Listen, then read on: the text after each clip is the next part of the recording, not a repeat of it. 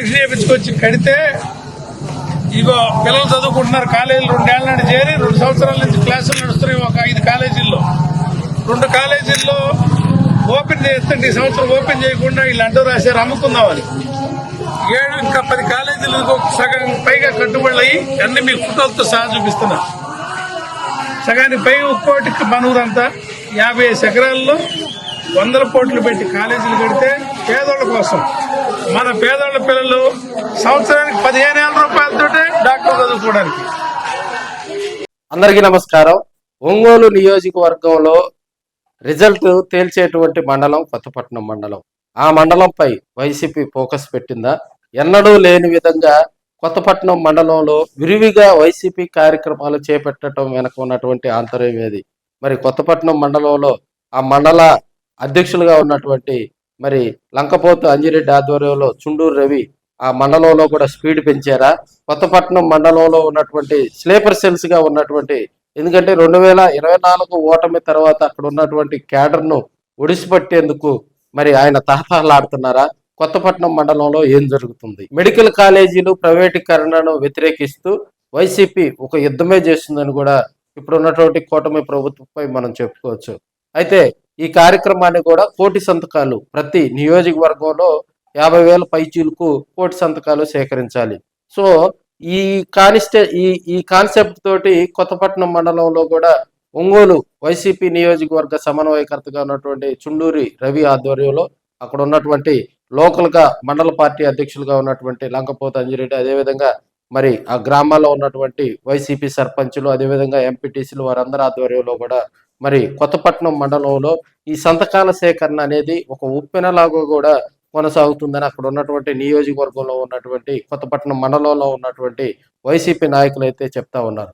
అదేవిధంగా గ్రామాల్లో ఉన్నటువంటి రాజుపాలెం కానీ, మోటుమాల కానీ, పాదర్తి కానీ, కొత్తపట్నం కానీ ఈ గ్రామాల్లో కూడా వైసీపీ గతంలో ఒక మంచి హైప్ ఉండేది. బాలినేని శ్రీనివాసరెడ్డి గారు ఉన్నప్పుడు కూడా ఆ కాన్స్టిట్యున్సీలో ఉన్నటువంటి కొత్తపట్నం మండలంలో, ఎందుకంటే మనకి ఒంగోలు నియోజకవర్గ రిజల్ట్ కొత్తపట్నం మండలం తోటే ముడిపడి ఉన్నటువంటి సందర్భాలు. సో దానిపై కూడా ఇప్పుడు వచ్చినటువంటి కొత్త in charge Chunduru Ravi special focus పెట్టినట్టుగా కూడా తెలుస్తూ ఉంది. అదేవిధంగా గ్రామాల్లో ఉన్నటువంటి, ఎందుకంటే కొత్తపట్నం మండలం ప్రధానంగా రెడ్డి సామాజిక వర్గానికి సంబంధించినటువంటి ఆ మండలంలో కూడా ఆ సామాజిక వర్గానికి సంబంధించినటువంటి ఓట్ బ్యాంక్ ఎక్కువ. సో దానిపై స్పెషల్ ఫోకస్ పెట్టి ఈ 1,000 సంతకాల సేకరణ తోటి కూడా మరి ప్రతిరోజు ఒక గ్రామంలో కూడా కార్యక్రమాన్ని మరి తీసుకెళ్తున్నటువంటి సందర్భాలు మనం చూస్తూ ఉన్నాం. అదేవిధంగా ఇప్పుడు ఉన్నటువంటి కూటమి ప్రభుత్వం చేస్తున్నటువంటి కొన్ని ఇబ్బందికర పరిస్థితుల్లో ప్రజల్లోకి తీసుకెళ్తూ వైసీపీ కొత్తపట్నం మండలంలో కూడా కొంత స్పీడప్ చేసిందని కొంత టాక్ అయితే వినిపిస్తూ ఉంది. ఎందుకంటే కొత్తపట్నం మండలంలో ఉన్నటువంటి గతంలో మరి క్యాడర్ అయితే అలా ఉంది. అప్పుడు బాలినేని శ్రీనివాసరెడ్డి వైసీపీలో యాక్టివ్గా ఉండేవారు. సో ఆయన జనసేన పార్టీలోకి వెళ్ళిన తర్వాత ప్రస్తుతం ఇప్పుడు అక్కడ చుండూరు రవి ఇన్ఛార్జిగా రావటం ఉంది. సో మరి బాలినేని శ్రీనివాసరెడ్డి జనసేనలోకి వెళ్ళిన తర్వాత కొత్తపట్నంలో మండలంలో ఉన్నటువంటి మరి వైసీపీ క్యాడర్ అయితే అలానే ఉంది. సో ఇప్పుడు వచ్చినటువంటి కొత్త లీడర్కు ఆ క్యాడర్ అంతా కూడా కనెక్ట్ అవుతుందని అక్కడ ఉన్నటువంటి మరి వైసీపీ యాక్టివ్గా ఉన్నటువంటి నాయకులు చెప్తా ఉన్నారు.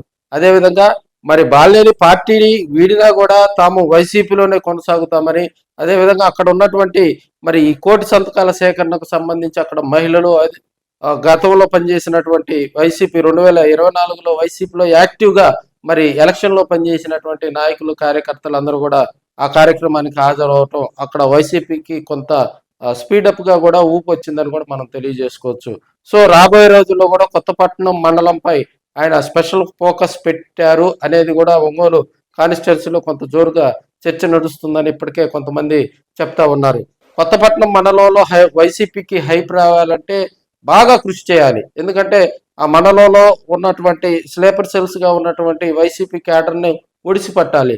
సో ఇప్పుడు ఉన్నటువంటి లీడర్ కూడా దానిపై స్పెషల్ ఫోకస్ పెట్టినట్టుగా కూడా సమాచారం తెలుస్తా ఉంది. మరి ఆ క్యాడర్ను ఒడిసిపట్టే విధానంలో కూడా మరి కొన్ని కార్యక్రమాలు ఇప్పుడు వైసీపీ అధిష్టానం నిర్దేశించినటువంటి 1,000 సంతకాల సేకరణ కానీ ఇతర కార్యక్రమాలతోటి కూడా ముందు కొత్తపట్నం మండలంపై ఫోకస్ పెట్టి ఆ గ్రామాల్లో ఆ చుట్టూ కొత్తపట్నం మండల హెడ్ క్వార్టర్ తో పాటు చుట్టుపక్కల ఉన్నటువంటి గ్రామాలపై కూడా ఆయన ఫోకస్ పెట్టి ప్రతిరోజు గ్రామాల్లో ఒక 2 రోజులకు ఒకసారి 3 రోజులకు ఒకసారి ఒక కార్యక్రమం పెట్టుకొని కూడా ప్రజల్లోకి స్పీడప్ గా వెళ్తున్నారని అక్కడ ఉన్నటువంటి రాజకీయ విశ్లేషకులు అయితే చెప్తా ఉన్నారు. సో రాబోయే రోజుల్లో కొత్తపట్నంపై మరి ఫోకస్ పెరగనుందని వైసీపీది అక్కడ ఉన్నటువంటి నాయకులు అయితే చెప్తా ఉన్నారు.